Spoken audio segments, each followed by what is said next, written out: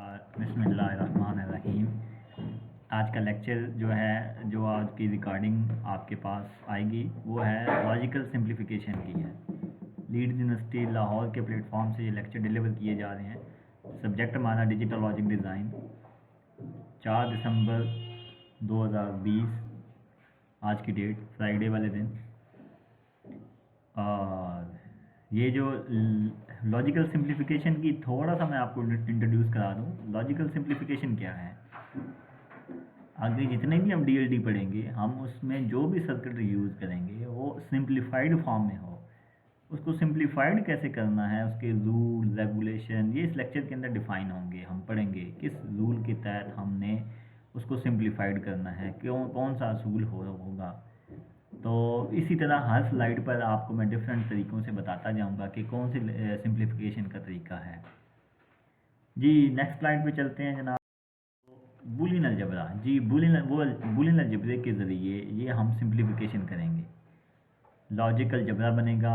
इसका जो Boolean algebra use किया जाता है लॉजिकल अलजबरा, और ये कहता है allow the rule used in the algebra of number to be apply to logic. अब नंबर्स की बात हो रही है यहाँ पर, तो नंबर आपको बता दूँ, नंबर सिस्टम में हमने बाइनरी नंबर पढ़े थे। तो बाइनरी नंबर आपको पता है उसकी बेस 2 थी। बेस 2 में दो ही मेरे पास एलिमेंट थे, नंबर थे, एक ज़ीरो था एक 1 था। हमने ये 0 और 1 के ऊपर जो लॉजिक अप्लाई करनी है वो बूलियन अलजबरे ने डिफ़ाइन की है। आगे मज़ीद अगर हम इसको लेकर चलें तो जनाब जी कहता है it reduce the original expression means हमारे पास एक इक्वेशन बनेगी जिसके ऊपर हमारा सर्किट बनेगा। तो उस एक्सप्रेशन को हमने इतना सिंप्लीफाइड कर देना है, इतना सिंप्लीफाइड कर देना है कि एक छोटा सर्किट बन जाए बड़े सर्किट की जगह पर, जो हमारे लिए आसानी पैदा करे। तो जो भी ये काम करेगा इसको बूलियन अलजबरा कहा जाएगा। और आज का लेक्चर इसी पर ही डिपेंड करता है। अगर आज का लेक्चर समझ ना आया तो आगे जितने भी हमने जब सिंप्लीफिकेशन की तरफ जाने हैं, जैसे कि के मैप में, यहाँ पर उसका नाम भी दे देता हूँ, के मैप हम करेंगे। तो के मैप में ये लॉजिकल सिंप्लीफिकेशन या बूलियन अलजबरा यूज़ होता है।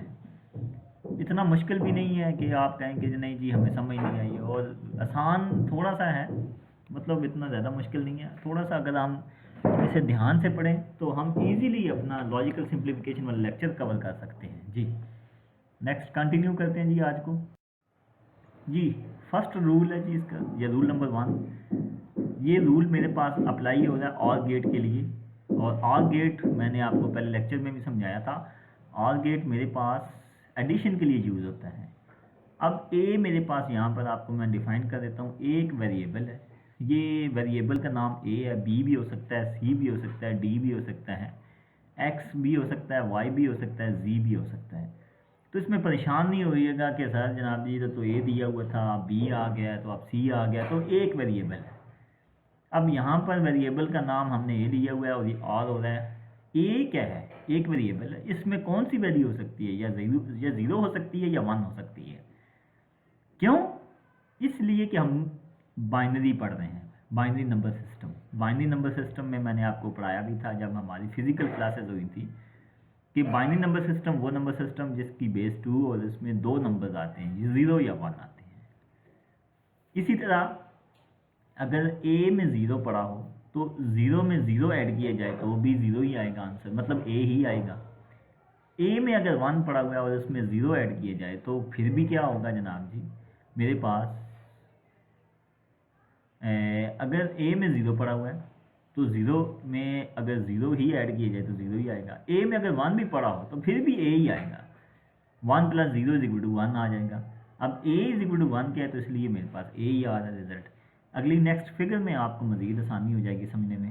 जी ये देख लें जी, ये फिगर हमें एक्सप्लेन कर रही है, समझा रही है। अगर आप गौर से इसको देख लें तो अब ए क्या है जी, ए में क्या पड़ा हुआ है जी, 1 पड़ा हुआ है और 0 इसमें ऐड हो रहा है और गेट यूज़ होते हुए। अब a + 0 = a, या फिर अब a के अंदर 0 पड़ा हुआ है तो 0 + 0 = 0। तो इसका मतलब है a ही मेरे पास आगे आउटपुट पे आ रहा है। ये फिगर 4 हमें समझा भी रही है। और x यहाँ पर इसकी आउटपुट को डिनोट किया जा रहा है। मैंने पहले आपको बताया था थोड़ी देर, A B C D E F, ये सारे वेरिएबल हैं। इसी तरह एक्स वाई जी ये भी वेरिएबल है। तो यहाँ पर वेरिएबल एक्स को हमने एज ए आउटपुट डिनोट किया और ए को हमने एज ए इनपुट डिनोट किया। अगले कुछ स्लाइड के अंदर बी भी एक इनपुट के तौर पे आएगी। तो इसमें फिर परेशान ना होइएगा कि सर पहले ए था अब बी भी आ गया सर, फिर डी भी आ गया सर, ये समझ नहीं आ रही। तो इसमें घबराने की कोई ज़रूरत नहीं है। मैं फिर डिफाइन कर दूँ, फिर बता दूँ। एक मेरे पास एक वेरिएबल है जिसकी वैल्यू चेंज हो सकती है। चेंज का मतलब है कि ए की वैल्यू या 0 होगी या 1 होगी, कोई तीसरी वैल्यू नहीं हो सकती। ये दो ही वैल्यू हैं। दो वैल्यू क्यों है मैं फिर यहाँ पर रिपीट कर देता हूँ, क्योंकि ये बाइनरी नंबर सिस्टम है, इसलिए इसकी वैल्यू 2 हो सकती है। सेकेंड रूल है। सेकेंड रूल में क्या है जी, a + 1 = 1, a + 1 = 1। अब ये क्या है, आर गेट हो रहा है। अब अगर 1 है a में, तो एक रूल यहाँ पर मैं मज़ीद आपको समझा दूँ। इस रूल को समझाने से पहले बूलियन अलजबरे में 1 + 1 = 2 नहीं होता, 1 ही होता है। तो ये बात अपने पल्ले बांध लें, समझ लें। मैं फिर समझा देता हूँ। 1 + 1 = 1 ही होता है बूलियन अलजबरे में, 2 नहीं होता। अब ये ना कहिएगा कि सारी 2 क्यों नहीं होता, इसलिए नहीं होता कि बूलियन अलजबरे का रूल और रेगुलेशन यही है।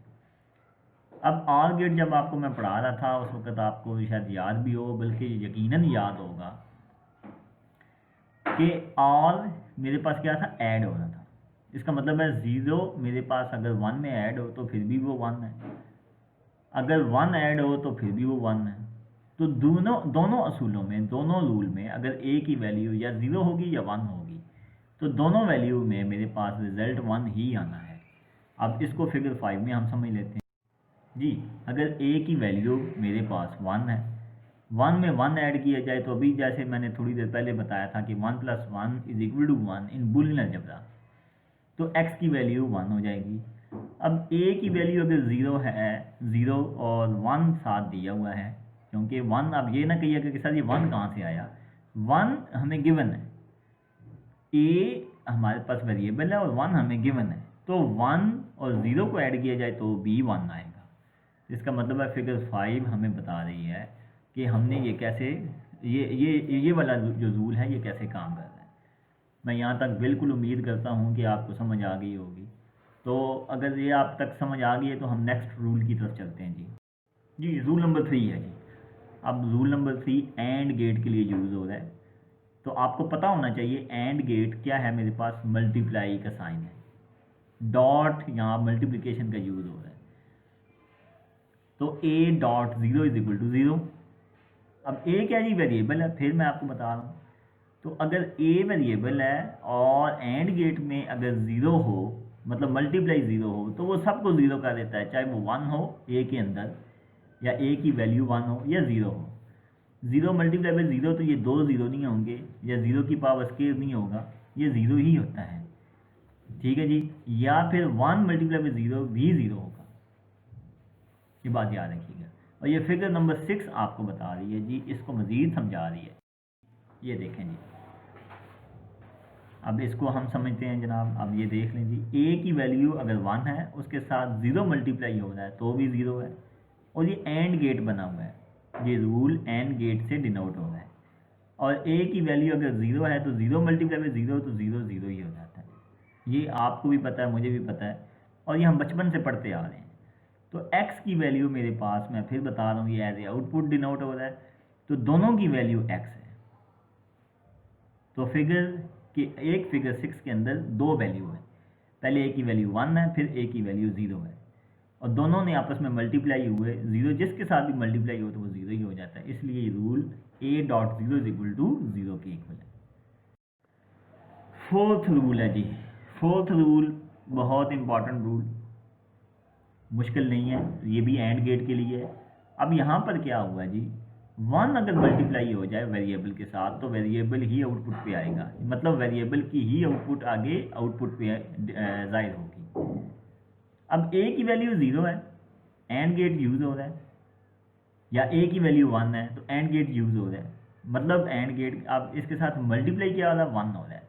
0 के साथ भी 1 मल्टीप्लाई हुआ तो भी 0 आएगा। इसका मतलब अब 0 किस में पड़ा हुआ था, a में पड़ा हुआ था, तो a multiply by 1 is equal to a ही आया।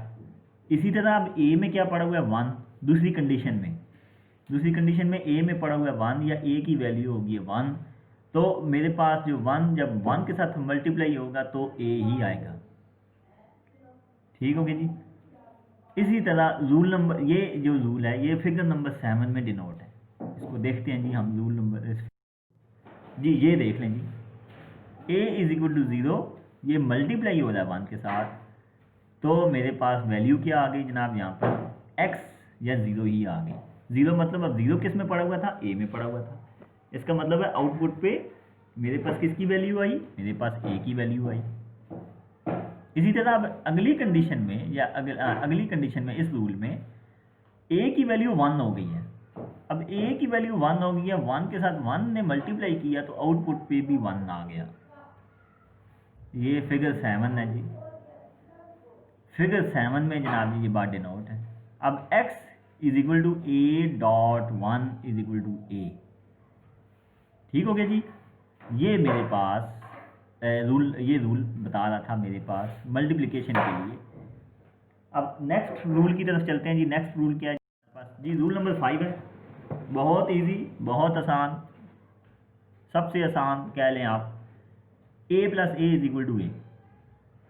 थोड़ी देर पहले मैंने आपको बताया, थोड़ा सा नया है आपके लिए ये चीज़, a plus A is equal to 2a नहीं होगा, ये बूलियन अलजेब्रा है, तो a plus A is equal to a हो जाएगा। 2a 3a 4a जितने भी हैं वो एक a में कन्वर्ट हो जाएंगे या डिनोट हो जाएंगे या कन्वर्ट हो जाएंगे। तो यहाँ पर वो रूल ये समझा रहा है a plus A is equal to a। अब ये फिर आपको बता दूँ, प्लस का साइन है, प्लस का साइन ऑल गेट के लिए यूज़ होता है, तो 0 प्लस 0 भी 0 ही होता है, या 1 प्लस 1 भी 1 ही होता है। इसका मतलब है दोनों सूरतों में मेरे पास a ही आउटपुट पे आ रहा है। फिर समझा देता हूँ, फिर बता देता हूँ और बार बार बता रहा हूँ कि 1 प्लस 1 इज इक्वल टू 2 नहीं होगा, 1 होगा, क्योंकि हम बूलियन अलजेब्रा पढ़ रहे हैं, हम सिंपल अलजेब्रा या सिंपल मैथमेटिक्स नहीं पढ़ रहे। और यही चीज़ अगले फिगर 8 अगली स्लाइड के ऊपर है, वो हमें मज़ीद एक्सप्लेन कर देगी इसको। जी हम देखते हैं जी स्लाइड जी, ये देख लें जी, ये है जी नेक्स्ट स्लाइड। a में क्या पड़ा हुआ है जी 0, तो दोनों सूरतों में 0 0 ऐड हो रहे हैं आपस में, क्योंकि ऑर गेट है, प्लस के लिए ऑर गेट यूज़ किया जाता है। और a में तो मेरे पास आउटपुट क्या आई, 0 ही आ गई, तो इसका मतलब है a ही आउटपुट पे आया। अब a में 1 पड़ा हुआ है, तो दोनों सूरतों में 1 प्लस 1 इज इक्वल टू 1, तो इसका मतलब है a में क्या पड़ा था, 1 पड़ा हुआ था, तो आउटपुट पे क्या आया, a की ही आउटपुट आई। जो इनपुट हमें दी थी वो आउटपुट पे आ गई जी। ये हमारे पास इस रूल ने हमें डिफाइन कर दिया। ये इंट्रोडक्शन के लिए ये हमारे पास इसको इंट्रोड्यूस कराया यहाँ पर, इस रूल को इस फिगर के ज़रिए एक्सप्लेन किया हमने।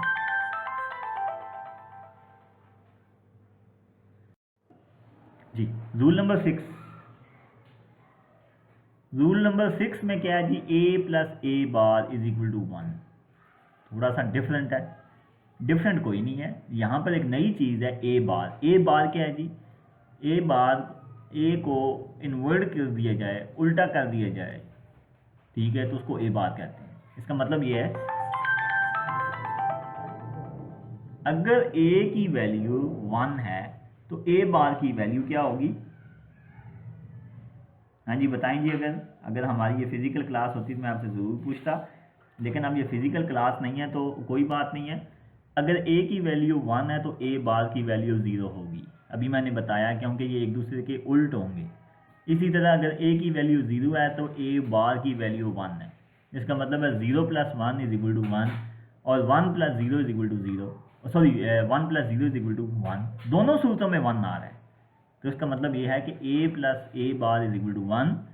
अब इसकी दो ही कंडीशन है, कंडीशन मतलब है कि a की वैल्यू या 0 होगी या 1 होगी। तो 0 प्लस 1 इज इक्वल टू 1 या 1 प्लस 0 इज इक्वल टू 1, दोनों सूरतों में मेरे पास आंसर 1 आ रहा है। तो आप ये रूल याद कर लें, इसको समझ लें, क्योंकि आगे फ्यूचर में ये रूल बहुत ज़्यादा यूज़ हो रहा है और इसको हम नेक्स्ट फिगर से भी एक्सप्लेन कर सकते हैं, समझ सकते हैं। जी ये देख लें जी, ए इज इक्वल टू 0 और ए बार क्या आ जाएगा, आप देख लें जी, नीचे वाली जो है मेरे पास उस पर ए पर एक छोटी सी बार डली हुई है, तो मेरे पास ए की वैल्यू, इफ़ ए की वैल्यू 0 है तो ए बार मेरे पास 1 आ जाएगा, तो मेरे पास आउटपुट पे 1 आ जाएगा। क्यों, ये आपस में ऐड हो रहे हैं, मल्टीप्लाई नहीं हो रहे। मैं फिर बता रहा हूँ, ये मल्टीप्लाई नहीं हो रहे। और दूसरी फिगर में क्या है जी, ए इज इक्वल टू 1 है, तो ए बार ऑटोमेटिकली 0 हो गया, तो 1 प्लस 0 को ऐड किया जाए तो फिर भी 1 आंसर आता है। इसका मतलब आंसर मेरे पास कन्वर्ट हो गया 1 में। ए प्लस ए बार में जो भी वैल्यू पड़ी हुई है, ये बाय डिफ़ॉल्ट ये आंखें बंद करके इसको 1 के इक्वल कर देंगे। ये आगे बहुत ज़्यादा रूल यूज़ होगा, इसलिए मैं बार बार इस रूल पर बहुत ज़्यादा एम्फेसाइज कर रहा हूँ, फोकस कर रहा हूँ। ठीक है, a plus A bar is equal to 1। मज़ीद अगर समझ ना आए आप मुझे कॉल कर सकते हैं, पूछ सकते हैं। ठीक है, मेरा नंबर आपके पास होगा जी। कंटिन्यू करते हैं जी इस रूल को, मतलब इसको आगे लेके चलते हैं। रूल नंबर 7 है। ये रूल क्या है जी, यहाँ पर a dot A is equal to a, two a नहीं होगा या ए स्केयर नहीं होगा, ये याद रखिएगा। ए स्केयर भी नहीं होगा और ए बार भी नहीं होगा। इसका मतलब यह है कि a dot A is equal to a. अगर दो ए दिए हों और आपस में वो मल्टीप्लाई हो रहे हों, एंड गेट, अब मल्टीप्लाई के लिए एंड गेट यूज़ होता है, तो एंड गेट हो रहे हों आपस में, तो आप ये पल्ले बात मान लें कि वो मल्टीप्लाई होंगे और एंड हो रहे हैं आपस में, तो रूल के हिसाब से आउटपुट पे ए ही की वैल्यू आएगी। ए क्या है, मेरे पास एक वेरिएबल। अब ए के अंदर दो ही वैल्यू हो सकती हैं, या 0 हो सकता है या 1 हो सकता है। इसका मतलब है 0 multiply by 0 is equal to 0, या फिर 1 multiply by 1 is equal to 1। A की वैल्यू या 1 होगी या 0 होगी। 0 होगी तो 0 multiply by 0 is equal to 0। अगर ए की वैल्यू 1 है तो 1 multiply by 1 is equal to 1। इसका मतलब है ए की वैल्यू ही आउटपुट पे आई। तो इसमें आप ये पल्ले बांध लें, 2 ए दिए हों, 3 ए दिए हों, 4 ए दिए हों, a dot a dot a dot A is equal to a के। ये रूल फ्यूचर में हमें बहुत ज़्यादा यूज़ होंगे। इसकी मदद से हमने आगे नेक्स्ट जो है सिंप्लीफिकेशन के प्रोसीजर या अपना मैथमेटिक्स हल करना है। ये आगे डीएलडी में यूज़ होते हैं, इसलिए इन रूल को अपने ज़हन में पल्ले बांध लें। रूल नंबर 8 है जी हमारे पास। रूल नंबर 8 में क्या है जी, a dot A is equal to, अब यहाँ पर मैं गलती कर रहा हूँ, a dot a bar is equal to 0 के। अब मैंने करेक्ट किया इसको, मैं दोबारा समझा देता हूँ। A dot a bar is equal to 0, जैसे कि हम पिछली एक स्लाइड के अंदर a plus A bar is equal to 1 था। वो 1 क्यों था, वो ऐड हो रहे थे। अब ये A dot A is equal to 0 है। आप बैक स्लाइड करके, मतलब अपना बैक करके आप वो रूल समझ भी लें। अब यहाँ पर उसको समझ लें, डिफरेंस क्या है जी, ये आपस में मल्टीप्लाई हो रहे हैं या एंड हो रहे हैं।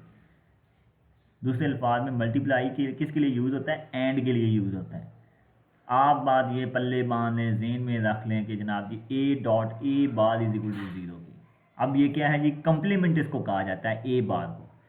इसका मतलब है कि ए के अंदर अगर 1 पड़ा हुआ है तो ए बार आपको पता है कि ए बार 0 होगा, 1 डॉट 0 इज इक्वल टू 0 हो जाएगा। लेकिन सपोज दैट ए की वैल्यू अब 0 हो गई है, पहले 1 थी। अब अगर ए की वैल्यू 1 हो गई है, पहले 0 थी, तो अब ए की वैल्यू 1 है तो ए बार आपको पता है वो क्या हो जाएगा, 0 हो जाएगा। तो 1 डॉट 0 मतलब 1 multiply by 0 is equal to फिर भी 0 हो जाएगा। तो मेरे पास a dot a bar is equal to 0। ये बात ज़हन में रख लें, इसलिए कह रहा हूँ ये बात 0 ये ज़हन में रख लें। इसलिए फिर बार बार कह रहा हूँ, ये नेक्स्ट जो जितनी भी हमारी क्लासेस हैं उसमें ये बहुत ज़्यादा यूज़ होगा। तो इसमें कंफ्यूज नहीं होना आपने, किसी सूरत में कंफ्यूज नहीं होना कि सर ये क्या है। अगर ये रूल याद होंगे तो हम नेक्स्ट सिंप्लीफिकेशन कर सकेंगे। जैसे कि मैं आपको फिर बता रहा हूँ के मैप, नेक्स्ट लेक्चर जो है हमारा वो के मैप पे चला जाएगा जी। हम कंटिन्यू करते हैं जी इसी को। Rule number 9। रूल नंबर 9 में क्या है जी, a is equal to a double bar, या दूसरे अल्फाज में आप ये कह लें, सिंपल अल्फाज में इस रूल के लिए a is equal to a bar multiply by a bar is equal to a. कैसे हुआ, देखें जी, डबल बार आया। एक बार का मतलब है नॉट गेट। जब मैं गेट समझा रहा था आपने वो लेक्चर सुन भी लिया होगा मुझे उम्मीद है। ए बार क्या कर रहा है जी, ए बार नॉट गेट था, तो ए में मेरे पास 0 आया, सपोज दैट, और ए में जब 0 आया तो ए बार ने उसको 1 में कन्वर्ट कर दिया, वो नेक्स्ट नॉट गेट पे अप्लाई हुआ, नेक्स्ट गेट ने फिर उस 1 को दोबारा 0 में कन्वर्ट कर दिया, तो इसका मतलब है a is equal to a double bar. दूसरी कंडीशन नीचे 7 फिगर दी भी हुई है, अगर आप 7 फिगर को समझ लें तो दूसरी कंडीशन क्या है जनाब, a इज इक्वल टू 1, अब आगे नॉट गेट लगा हुआ है तो a बाद हो गया, तो 1 किस में कन्वर्ट हो गया, 0 में, क्योंकि नॉट गेट ने उसको इन्वर्ट कर दिया। अब 0 किस में कन्वर्ट हुआ, अब 0 दोबारा नॉट गेट के साथ अप्लाई हुआ तो क्या हुआ जी, वो दोबारा 1 में कन्वर्ट हो गया। इसका मतलब है a की भी वैल्यू 1 थी और a डबल बार की भी वैल्यू 1 है, तो इसका मतलब ये आपस में दोनों इक्वल हैं।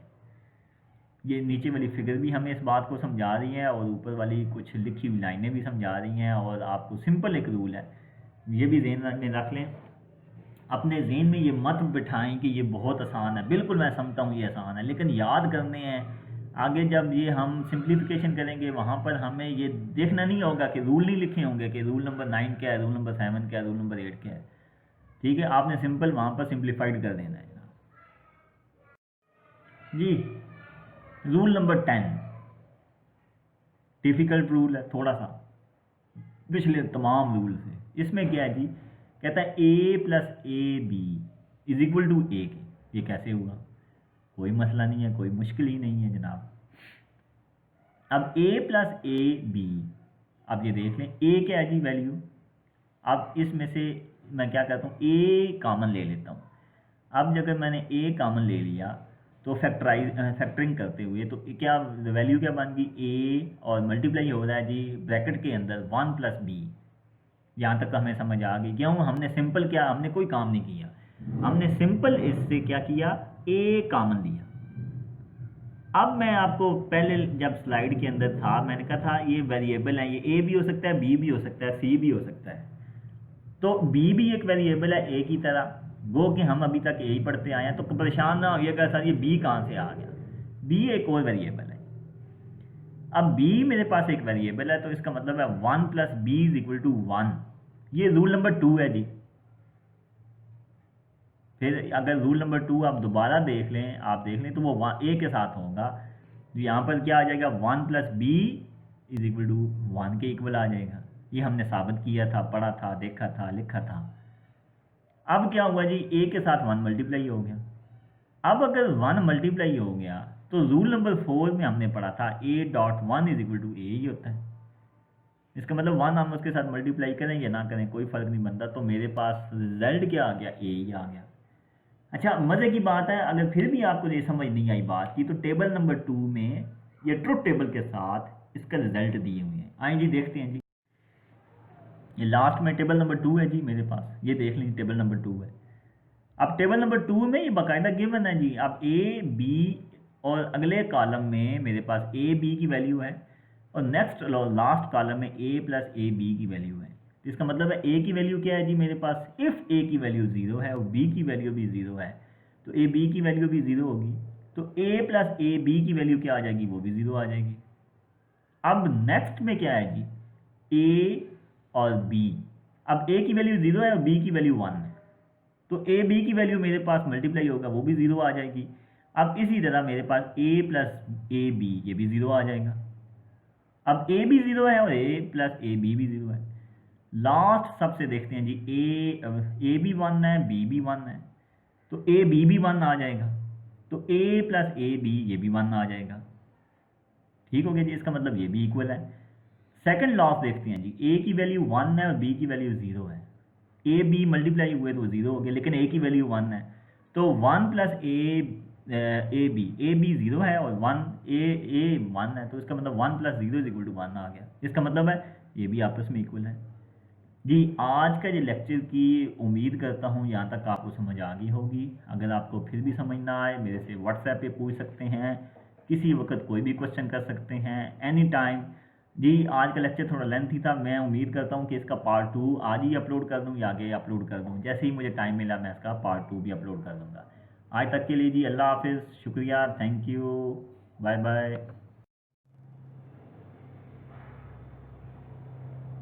जी।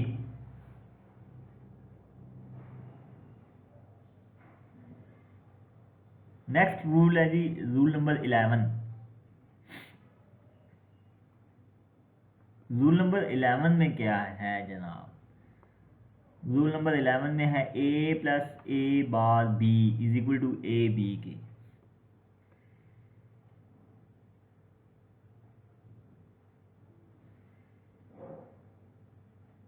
पहले हम रूल नंबर 10 तक डिफाइन करते हैं, उसके बाद फिर हम लेक्चर अगला एक्सटेंड करेंगे। जी शुक्रिया यहाँ तक।